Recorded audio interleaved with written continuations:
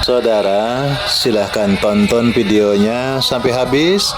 Jangan lupa like, subscribe, comment, and share. Itu tidak akan merugikan Anda dan justru akan menambah pahala dan kebaikan bagi Anda. Kitab Al-Hikam termasuk salah satu di antara kitab yang berbicara atau menjelaskan tentang tasawuf, ilmu tasawuf. Jemaah yang dimuliakan Allah, di antara kalimat atau di antara ungkapan yang khas di dalam kajian tasawuf itu adalah man lam yazuq lam ya'rif.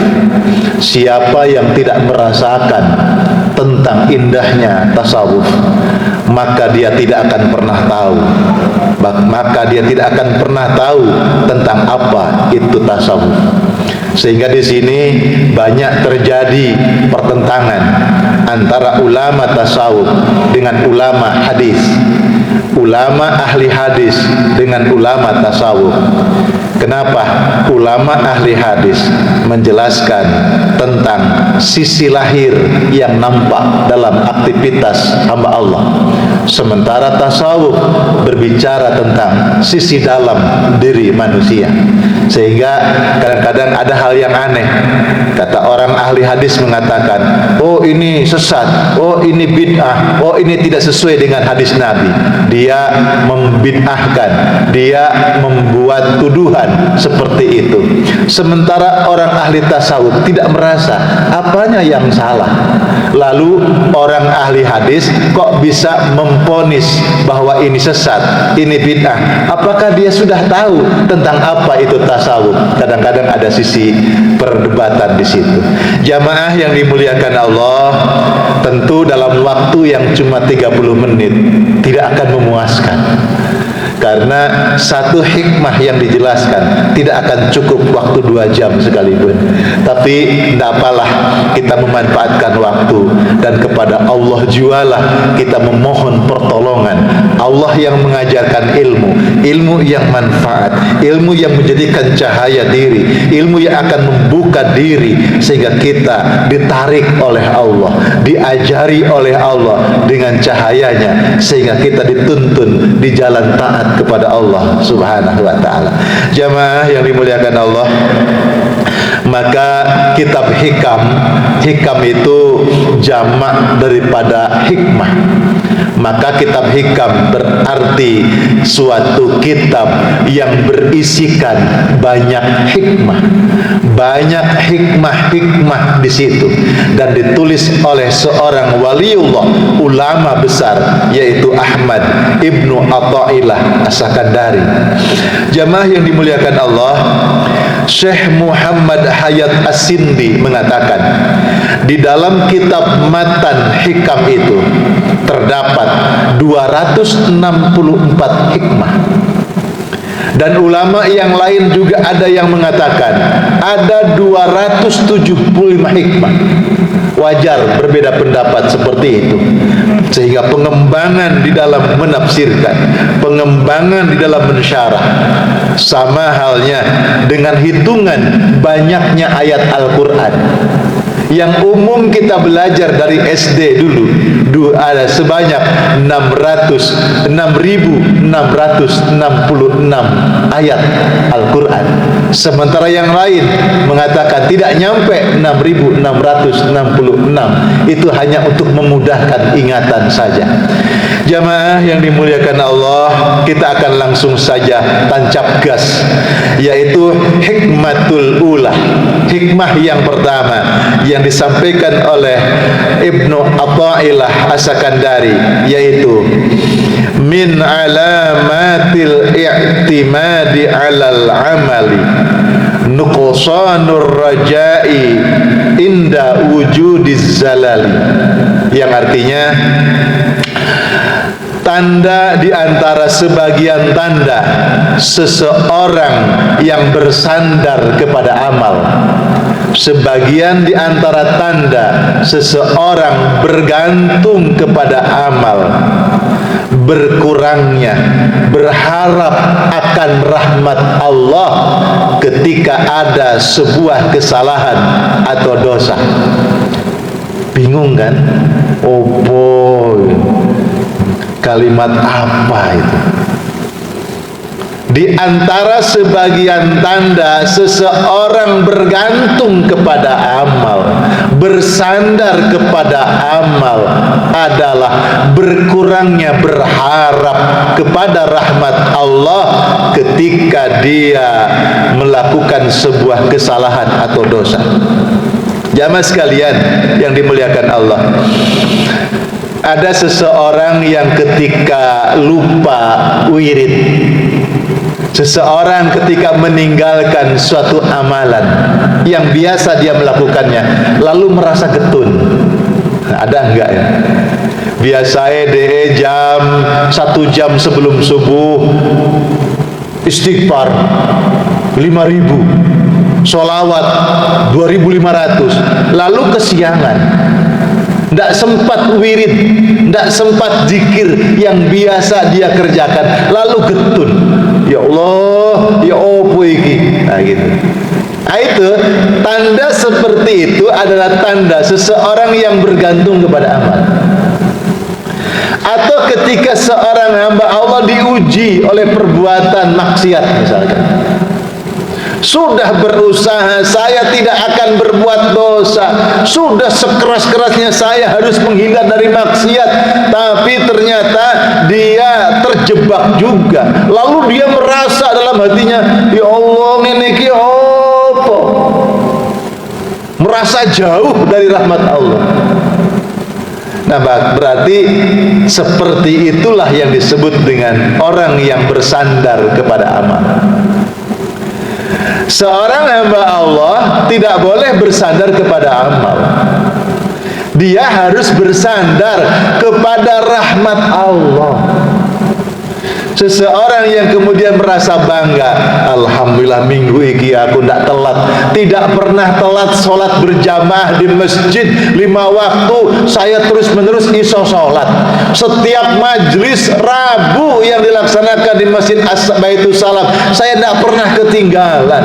Saya selalu infak sedekah setiap hari, lalu bangga.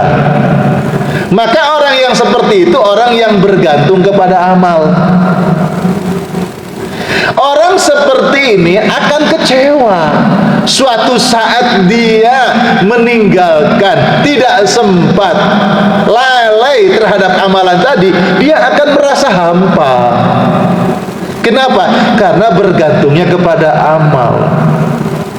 Maka seorang hamba Allah tidak boleh bergantung kepada amal. Yang kita bergantung, hendaklah kita bergantung kepada rahmat yang diberikan oleh Allah.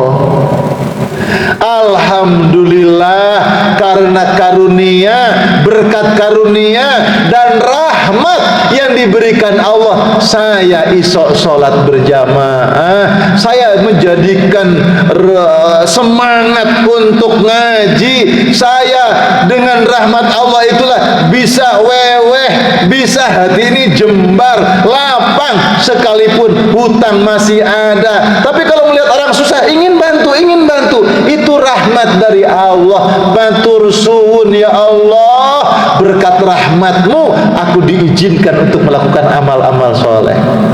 Itu maksudnya itu. Nah, berbicara tentang amal, hadirin, apa sih amal itu? Beramallah. Apa sih amal itu? Amal adalah harokatul jismi awil qalbi. Amal itu adalah geraknya tubuh, gerakan badan atau gerakan hati. Itu amal. Kalau badan ini bergerak, tubuh ini melakukan sebuah gerakan, atau hati melakukan sebuah gerakan, maka itu disebut dengan amal. Saya bergerak ini amal, ngomong ini amal. Hanya saja hadirin, amal itu intaharroka bima fihi sawab summiya ta'ah. Kalau gerakan tubuh, gerakan badan atau hati yang mendatangkan pahala, maka disebut dengan taat. Jadi kalau gerakan tubuh, badan atau hati kita itu mendatangkan pahala, mendatangkan kebaikan dari Allah, berarti kita sedang melakukan amal taat. Apa yang kita kerjakan? Kaki dipakai jalan ke masjid, gerak badan ke masjid. Mulut dipakai zikir, mulut dipakai ngomong sing apik. Ini mendatangkan pahala. Berarti apa yang kita perbuat, yang kita gerak dengan badan kita, dengan tubuh kita, bahkan dengan hati kita, berarti kita melakukan amal taat. Intaharraka bima fihil iqab summiyal ma'siyah. Kalau gerakan badan, gerakan tubuh, atau gerak hati justru mendatangkan kemurkaan dari Allah, mendatangkan siksa, maka itu disebut dengan amal maksiat. Meneng-meneng lungguh lihat orang lewat, arek ganteng, arek wayu, cuma sayang gak cocok lambine. Nah, itu ngomong dalam hati begitu. Apa manfaatnya? Itu tidak mendatangkan manfaat. Jangan-jangan itu jadi amal maksiat. Rasan dalam hati, ngerasani dalam hati, itu amal. Gerak hati itu amal, tapi amalnya bukan amal yang mendatangkan pahala, tapi mendatangkan murka Allah. Maka diamnya kita ini bermaksiat. Masya Allah, kita ini hidup dalam kehidupan sosial, bermasyarakat, bertetangga. Itu mesti ono sing cocok, ono sing gak cocok kok. Tapi yang menentukan seseorang punya amal itu bukan masalah orang itu cocok atau tidak cocok, tapi diri kita sendiri yang mampu memanage sehingga setiap momen apapun menjadikan pahala. Bisa. Oh, ngaji gini ini bisa mendatangkan maksiat loh. Ustaz ngomong apa? Ngomong gitu lah. Itu tadi maksiat. Orang itu jengkel no hati, terus balik jengkel, ya sama, podo elek. Itu amal maksiat itu. Tapi sekalipun orang itu menjengkelkan kita, ngomong yang gak enak kepada kita, lalu hati kita berkata, astagfirullahaladzim, alhamdulillah, ya Allah, mudah-mudahan Engkau mengampuni kesalahan saya, kekurangan saya. Moga-moga Engkau pun memaafkan dia, mengampuni dia, memberikan hidayah kepada saya dan kepada dia, ya Allah. Itu jadi amal taat loh. Momentumnya bisa menjadi maksiat, tapi kita bisa memanage karena kita belajar ngaji kepada Allah Subhanahu wa taala, bahwa sesuatu amal bila mendatangkan pahala, mendatangkan kebaikan dari Allah, maka amalan itu menjadi amalan taat. Nah, jamaah yang dimuliakan Allah, pada momentum yang singkat ini kita akan berbicara satu hal, yaitu tentang amal taat saja. Tidak akan berbicara tentang amal maksiat, amal taat saja. Amal taat itu ada 3. Yang pertama, ada yang disebut dengan amal syariat. Amal syariat. Yang kedua, ada yang disebut dengan amal tarikat. Yang ketiga, ada yang disebut dengan amal hakikat. Jadi ojo diterusno sing papat amal maksiat maneh. Ada 3. Amal taat itu ada 3. Amal syariat, amal tarikat, amal hakikat. 3 ini adalah taat. Amal syariat, untuk apa sih gunanya amal syariat? Dikengken ngaji, dikengken sholat, dikengken beramal. Amal syariat itu fungsinya adalah liislahil jawarih, Li islahil jawarih artinya amal syariat itu berfungsi untuk memperbagus anggota tubuh kita, untuk memperbaiki anggota badan kita. Bagaimana supaya mata kita bagus, bagaimana supaya tangan kaki kita bagus, bagaimana supaya badan kita bagus, nah itu urusannya amal syariat. Urusannya amal syariat. Jamaah yang dimuliakan Allah, amal syariat itu amal yang nampak, amal zahiriyah. Jadi orang yang amal syariat ya amalan yang dalam rangka mengamalkan ilmu Islam. Amal syariat itu intinya ada 3. Jadi amal syariat ini untuk memperbaiki anggota badan kita ada 3. Yang pertama taubat, yang kedua takwa, yang ketiga istiqomah. Jadi orang yang berada di dalam amalan syariat mesti tidak boleh meninggalkan 3 hal: tobat, takwa, istiqamah. Tobat itu apa? Tobat adalah bagaimana seseorang hamba Allah membersihkan diri dari kotoran-kotoran tubuh, dari kotoran-kotoran anggota badan, dari maksiat-maksiat yang dilakukan oleh anggota badan. Tangan ini suka nempeleng orang, suka jahil, ngambil-ngambil milik orang lain, nyolong.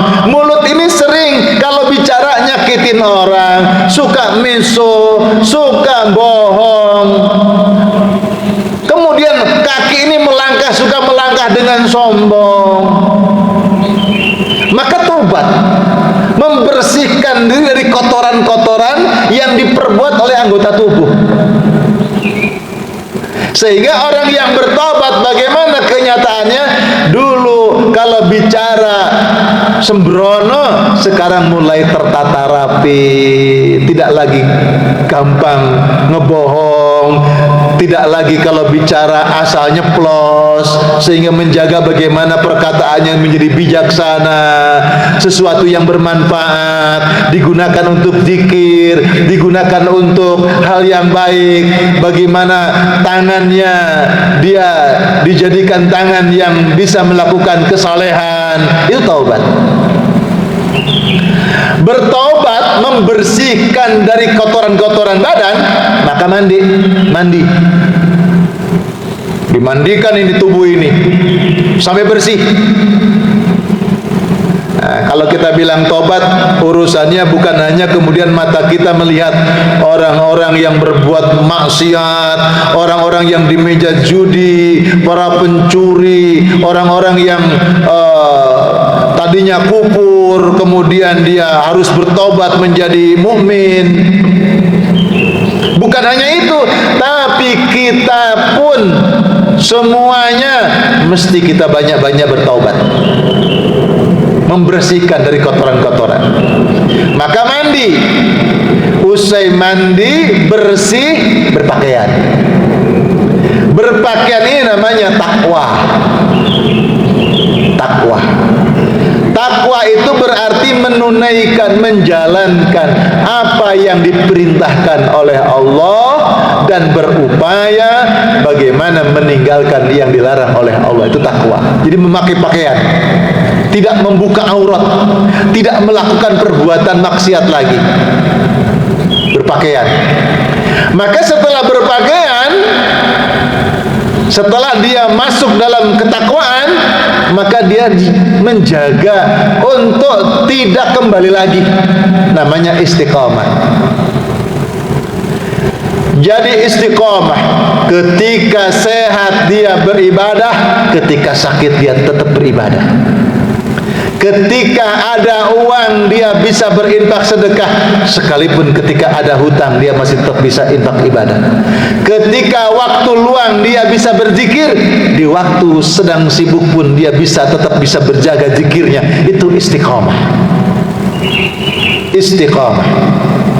Jamaah yang dimuliakan Allah Subhanahu wa taala, maka orang yang menjalani amal taat tingkatan syariat ini, maka dia bisa membuktikan di dalam kesehariannya istiqomah di dalam kebaikan.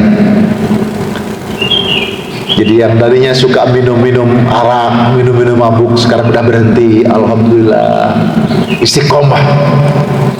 Dulu suka mencuri, sekarang udah berhenti, udah tobat, terus dijaga menjadi orang baik, istiqomah. Kemudian amal taat yang kedua, yaitu amal tarikat. Kalau amal syariat tadi liislahil jawarih, untuk memperbaiki, membaguskan anggota badan supaya menjadi indah, karena dengan amalan-amalan ibadah tersebut jadi bersih dari kotoran-kotoran, dari dosa-dosa yang diperbuat oleh anggota tubuh. Kalau amalan tarekat liislahil qulub, untuk memperbaiki, membaguskan, membersihkan hati. Jadi kalau urusan untuk memperbaiki hati, bengkel hati, agar hatinya bersih, agar hatinya bening, maka itu namanya amal tarikat. Bagaimana supaya hati bersih? Maka amal tarikat ada 3. Sebenarnya banyak, tapi intinya ada 3. Yang pertama, yaitu amal tarikat mesti kita melakukan amal ibadah itu dengan ikhlas. Yang kedua, sidik, jujur. Yang ketiga, thama'ninah, tentrem dengan mengingat Allah. Yang pertama, ikhlas. Nah, ikhlasnya boleh ikhlas secara syariat. Seorang hamba Allah rajin ibadah, seorang hamba Allah berinfak, bersedekah, seorang hamba Allah suka membantu orang. Ketika ditanya, kenapa kamu rajin ibadah seperti ini? Dia menjawab, saya beribadah karena mengharapkan pahala, karena mengharapkan surga dari Allah Subhanahu wa taala. Saya beribadah karena takut disiksa dari neraka. Maka ini termasuk amalan ikhlas sisi syariat, supaya badannya, tubuhnya selamat, tidak merasa sakit di neraka. Maka jadi rajin ibadah supaya nyaman nanti dimasukkan ke surga. Dia ibadah karena itu boleh ikhlas secara syariat. Kenapa? Yang diharap adalah hanya karena Allah Ta'ala, pahala dari surga dari Allah, takut neraka karena Allah, bukan karena manusia. Sudah ikhlas namanya. Jadi amalan yang dilakukan karena semata-mata karena Allah, bukan karena makhluk, itu namanya ikhlas. Sekalipun saya beribadah karena mengharap surga, itu boleh.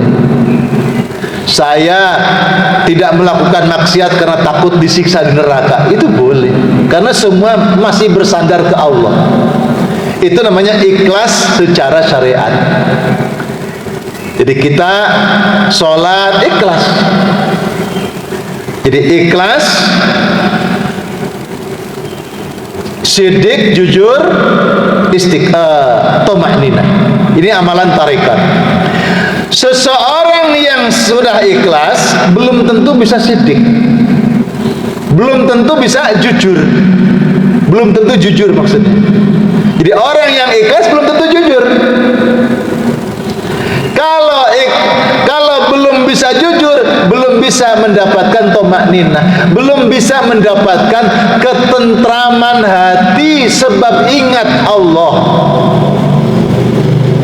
Kita ini sholat, Allahu Akbar, Allah Maha Besar, tapi hati kita tidak hadir.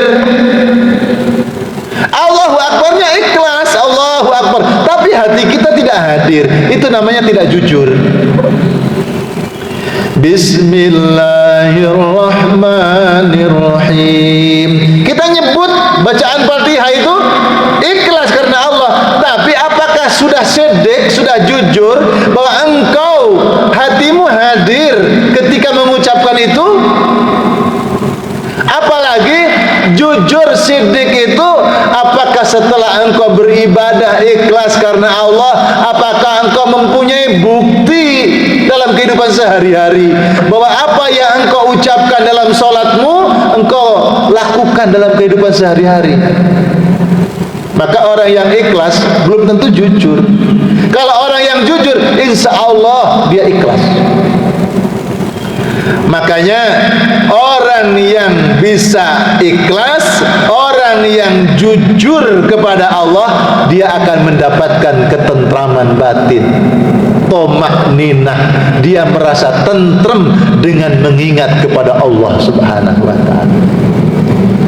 Di orang ini akan diberikan kebahagiaan, melakukan amal kebaikan ikhlas, dan dia jujur sidik. Sidik itu juga jujur, sidik itu juga benar, membenarkan bahwa amalan itu dibenarkan Allah, benar sebab dia yakin kepada Allah. Maka orang seperti ini akan merasa tentram, sekalipun perbuatan baiknya yang disebar di mana-mana, lalu orang mencela kebaikannya, lalu orang tidak menghargai kebaikannya, dia tidak akan surut mundur ke belakang.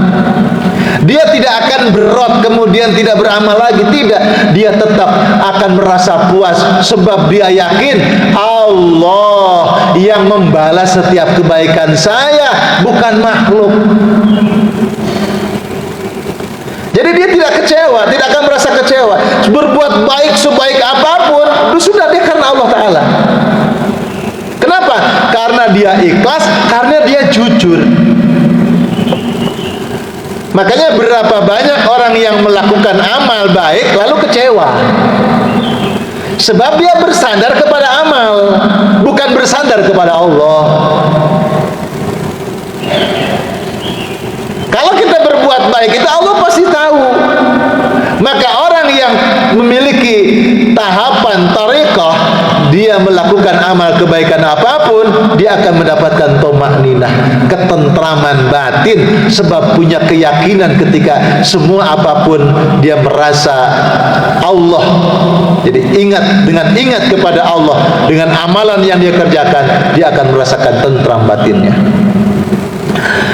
Hadirin yang dimuliakan Allah, lalu amal taat yang ketiga yaitu hakikat. Amal hakikat. Buat apa sih amal hakikat ini?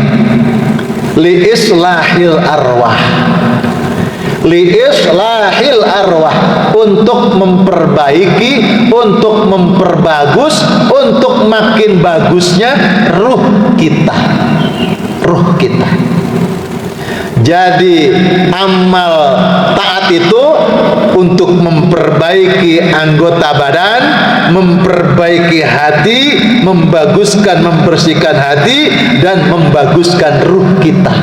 Itu amal taat, harus menyentuh itu semua. Ulama tasawuf mengatakan seseorang tidak akan bisa meloncat, saya langsung aja ke amalan tarekat, langsung saja ke amalan hakikat. Tidak akan bisa seperti itu kalau amal-amal yang sebelumnya tidak mantap dulu. Seseorang kalau amal syariatnya belum sempurna, belum mantap, dia tidak akan mampu menembus amal tarekat. Dia tidak akan mampu menembus amal hakikat kalau amal tarekatnya belum mantap. Maka kita garap amal syariatnya dulu, tobat, takwa, istiqomah, tobat, takwa, istiqomah, terus kita garap sambil kita kemudian melangkah amalan tarekatnya mengikhlaskan, kemudian sidik, membenarkan dan jujur, lalu kita akan diberikan ketentraman batin. Seraya kita pun di situ tetap ada amalan hakikatnya. Apa amalan hakikat? Untuk memperbagus ruh kita. Dengan cara apa? Amalan hakikat ada 3 juga, ada 3. Yang pertama, muraqabah. Apa muraqabah? Muraqabah itu seorang hamba Allah yang apabila melakukan amal taat merasa dilihat oleh Allah, merasa diawasi oleh Allah. Bayangkan kalau kita sholat saja, Allahu Akbar, merasa dilihat oleh Allah, merasa diawasi oleh Allah. Kira-kira dampaknya apa? Kita akan memperbaiki bacaan kita, kita akan memperbaiki gerakan sholat kita, kita akan memperbaiki hati kita. Jadi makin bersih semuanya, anggota tubuhnya makin bagus, hatinya makin bagus. Kenapa? Ada muraqabah, merasa diperhatikan, dilihat, diawasi oleh Allah. Kita kan sering lupa itu. Kenapa kok ada orang berkata, Pak Ustadz, saya kalau sholat kok merasa terganggu dengan sebelah saya, kalau bacaannya tuh ngeses, ngewes, sampai kedengaran saya terganggu. Terus saya kalau sholat kok lihat sebelah saya itu kok gerak-gerak gini-gini. Kenapa kok seperti itu? Karena dia sendiri kehilangan muraqabah, tidak merasa sedang diawasi, sedang dilihat oleh Allah. Malah dia ngawasi orang lain, malah dia lihat-lihat orang lain, tidak melihat dirinya. Kalau dirinya dilihat oleh Allah. Kalau upacara, komandan upacara ada inspeksi pasukan, itu tegap. Kalau bisa nggak bernapas, tahan napas. Kalau bisa nggak gerak sama sekali. Supaya apa? Dilihat bagus. Kita ibadah, kita amal soleh, kalau merasa dilihat oleh Allah, akan membaguskan amal karena Allah, bukan karena orang. Kita ini kan membaguskan amal kalau pas sholat berjamaah di masjid, membaguskan amal kalau berada di rumah mertua, membaguskan amal kalau dilihat oleh orang banyak, kan gitu. Bukan dilihat oleh Allah. Masjid ini kalau ada CCTV-nya, seorang masuk ke gedung, masuk ke masjid, masuk ke mall, mesti tengok-tengok ada CCTV enggak, gitu kan? Sehingga dia ketika melakukan sesuatu hati-hati, jangan sampai kesorot CCTV, malu kan gitu. Malu ketika aibnya kesorot. Kita lupa Allah memiliki CCTV yang sangat besar, saudara-saudara. CCTV yang dipasang oleh manusia hanya yang diarahkan aja yang nampak, yang kesorot. Sampingnya, belakangnya tidak kesorot, apalagi sisi dalamnya. Sementara CCTV Gusti Allah nampak seluruhnya, luar dalamnya akan dibongkar, akan ditayang ulang itu filmnya. Maka seorang yang naik dalam tingkatan thariqah, ketika dia melakukan amal taat, merasa diawasi oleh Allah. Kalau kita merasa diawasi oleh Allah, kira-kira kita melakukan hal-hal yang memalukan enggak? Enggak. Gatel ya gatel, tapi merasa dilihat oleh Allah. Kukur itu ya enggak sembarangan kukur-kukur ngeten, isin. Sampeannya sekarang ya ngalami sendiri gatel, kukur-kukur gini. Sekarang tengoken orang lain yang lagi kukur-kukur sedang sholat, sampean punya nilai. Sholat kok kukur-kukur, apalagi Gusti Allah. Ya kukur ya boleh, cuma caranya tetap ada adab, ada sopan santun, nggak langsung bebas garuk-garuk gitu. Itu yang pertama, muraqabah. Yang kedua, musyahadah. Seorang hamba Allah yang dalam melakukan amal taat merasa melihat Allah. Gak mungkin toh melihat Allah, tidak mungkin. Tapi bagi orang yang sudah melatih diri dengan muraqabah, dia akan merasa melihat Allah. Yang setiap saat merasa, setiap melakukan amal apapun merasa dilihat oleh Allah. sehingga lama-lama dia akan merasa melihat Allah. Bapak Ibu punya ikan hias di rumah, punya burung yang indah di rumah, suaranya yang bagus, bisa mengucapkan salam, kalau ada tamu datang bisa menyapa, gimana kabar, gitu ya. Seneng toh, seneng. Punya bunga dipajang, seneng. Hati-hati, jangan sampai melalaikan dari Allah. Sebab orang yang ada pada tingkatan hakikat, ketika melihat bunga yang indah, ketika melihat suara burung yang indah, dia tidak menyandarkan rasa indah dan bangga kepada apa yang kita lihat dan kita dengar, tapi dia akan melihat betapa Allah yang maha indah menggerakkan burung ini berbunyi indah. Allah menjadikan indah apa yang kita lihat, dengan bunga-bunga bisa mekar yang indah. Dia akan melihat Allahnya, bukan apa yang dilihat oleh mata itu sendiri. Inilah tingkatan muraqabah dan tingkatan musyahadah. Wa'budillah ka'annaka tarah wa illam takun tarah fa innahu yaraka. Kurang 3 menit. Seseorang yang beribadah kepada Allah seolah-olah melihat Allah, tapi sulit. Sadarkan bahwa Allah yang terus melihat kita, maka orang jadi baik amalnya. Kalau kita semua merasa dilihat Allah saja, tidak ada pencuri, tidak ada orang bohong, tidak ada orang kemudian ngibul, tidak ada orang melakukan perbuatan-perbuatan yang tidak baik. Kenapa? Dilihat Allah. Malu, bukan hanya malu, takut. Kemudian yang ketiga, maka orang yang muraqabah, merasa diperhatikan Allah, maka lama terus dia akan berlatih dan akan dianugerahi musyahadah, merasa melihat Allah. Dan orang yang seperti ini berada pada tingkatan hakikat, berarti dia berada pada posisi ma'rifatullah, dia mengenal Allah subhanahu wa ta'ala. Maka amalan taat kita ini mesti kita latih terus. Dari amalan syariat kita perbaiki, taubat kita, takwa kita, istiqomah kita. Lalu kita naik kepada amalan tarekat, merasa amalan itu ikhlas karena Allah. Lalu jujur apa yang kita ikhlaskan itu, kita akan mendapatkan ketentraman, tumaninah. Lalu tingkatan hakikat musyahadah, muraqabah, merasa dilihat, diperhatikan oleh Allah, diawasi oleh Allah. Lalu musyahadah, akan merasa melihat Allah. Disitulah orang yang disebut dengan hamba Allah yang ma'rifatullah, mengenal Allah subhanahu wa ta'ala. Tapi ketika semua amal sudah bisa diraih, jangan bangga dengan amal. Banyak infak sedekahnya, banyak sholat malamnya, banyak amalan yang lainnya. Jangan bangga dengan amal, sebab yang memasukkan ke surga Allah bukan amalanmu. La yudkhilu ahadam minkum amaluhul jannah wa la yujiruhu minan nar wa la ana illa birahmatin minallah. Tidak ada amalan seseorang pun yang bisa memasukkan ke dalam surga Allah dan menyelamatkan dari neraka Allah.